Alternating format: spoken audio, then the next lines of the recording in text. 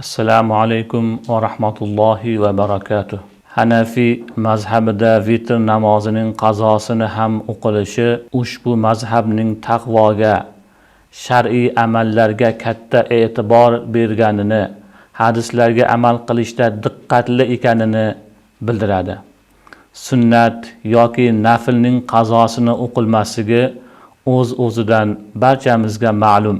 Zero Rasululloh sallallohu alayhi va sallam kim vitrni o'qimasdan uxlab qolgan yoki unutgan bo'lsa, uni eslagan zahoti o'qib olsin deganlar.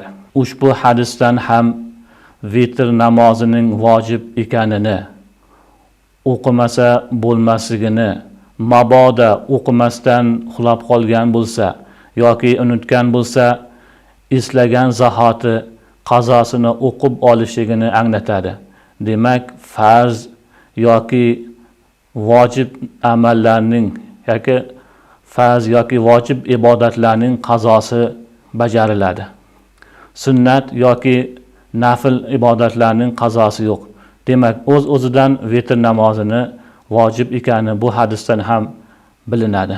Abu Ayyub Ansori radhiyallohu anhu dan rivoyat qilinadi. Nabiy sallallohu alayhi va sallam vitr har bir musulmon zimmasidagi haqdir deganlar. Bu ham vojib ma'nosidadir. Shuning uchun ham ushbu hadis Hanafi mazhabining eng kuchli dalillaridan sanaladi.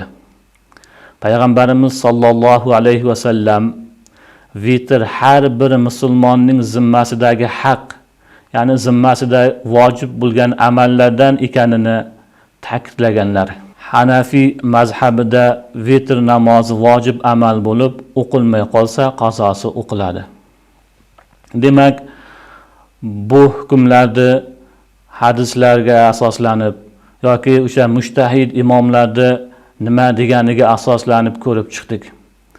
Biz o'zimizcha biror bir oyatdan yoki biror bir hadisdan hukm olishga haqqimiz yo'q, hukm ololmaymiz. Oyatda yoki hadisda kelgan ma'lumotlarda nimani iroda qilgan, nima hukm olishligini mujtahid imomlarga, katta zabardast ulamolarga havola qilamiz. Ular nima degan bo'lsa, o'sha yo'ldan boramiz. Shuning uchun ham qaysi mazhabda bo'lsak, qaysi mazhab imomlari biror bir masalada nima degan bo'lsa, o'sha hukmni olamiz va o'shanga amal qilamiz.